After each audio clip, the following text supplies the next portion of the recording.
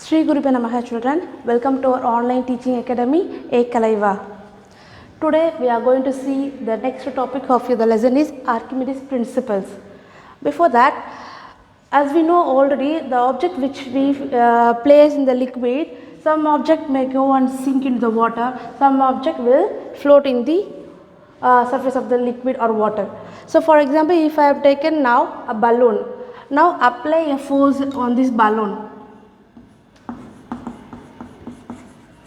Apply a force on the balloon, just push it down into the water.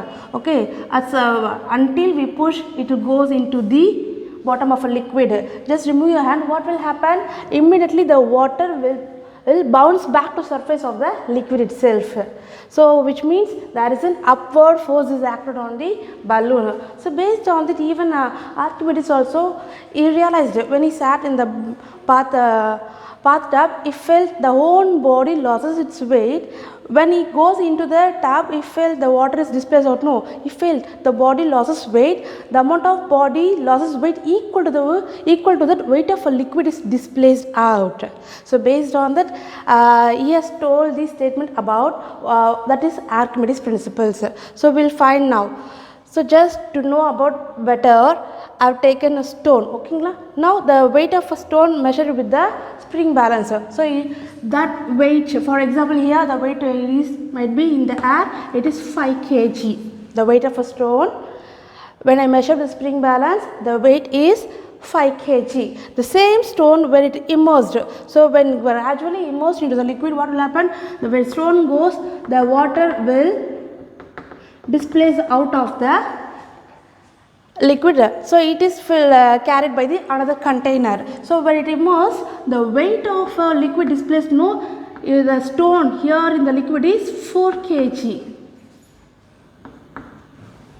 So the same stone, when it is in the air, the weight of it is 5 kg. When it is immersed in liquid, the weight of it is 4 kg. So what is the remaining? So when you minus here, W1 minus W2 is what? Which means 5 minus 4, the remaining is 1 kg. So to that 1 kg of a liquid, 1000 ml of water has been displaced. So what the Archimedes principle is explaining, a body immersed in a liquid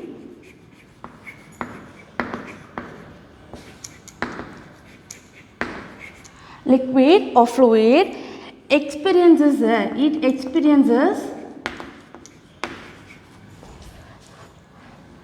a vertical upward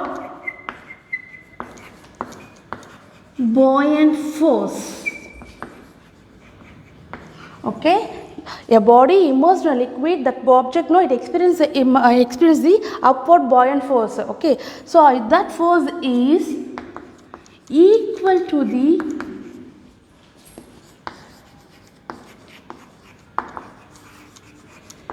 weight of the liquid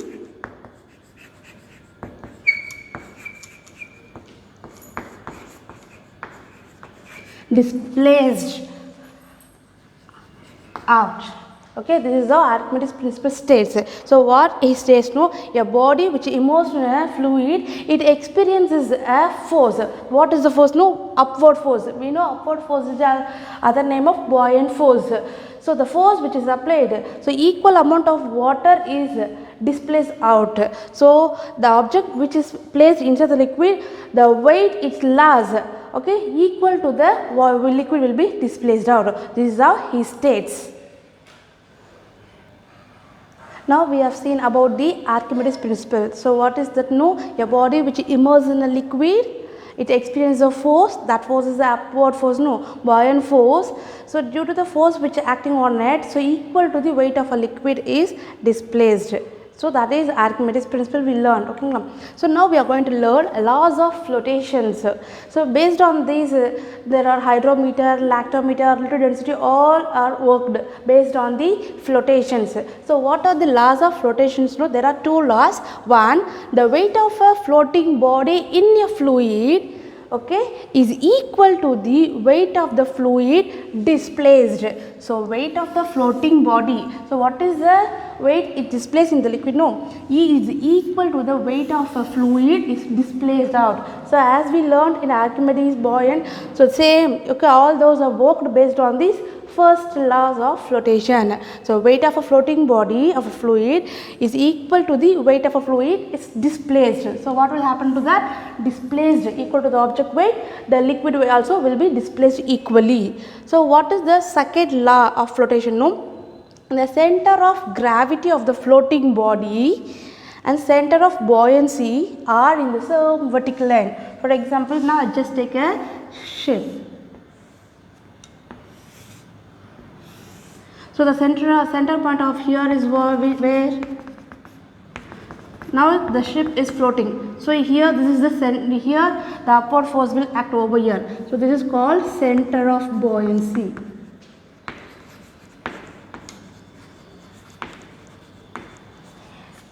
To the center of the, okay, here the center of buoyancy force act over here, okay, here supposed to act the buoyancy force, here the center of buoyancy, the same place, center of gravity will act over here. So the center of gravity and the center of buoyancy both will lie in a same vertical line. So here the same at the center of the object, center of buoyancy and the center of gravity both will be in a same line. So these two laws are laws of flotation. So one more time I will read for you. The weight of a floating body in a liquid is equal to the weight of a fluid displaced. Second, the center of gravity and the center of buoyancy both the gravity and buoyancy will lie in a same vertical line. Hope you all have understood very clearly this. We'll see you on the next video with the next topic, children. To receive our online lesson, please press the subscribe button and you will receive the latest updates. Thank you.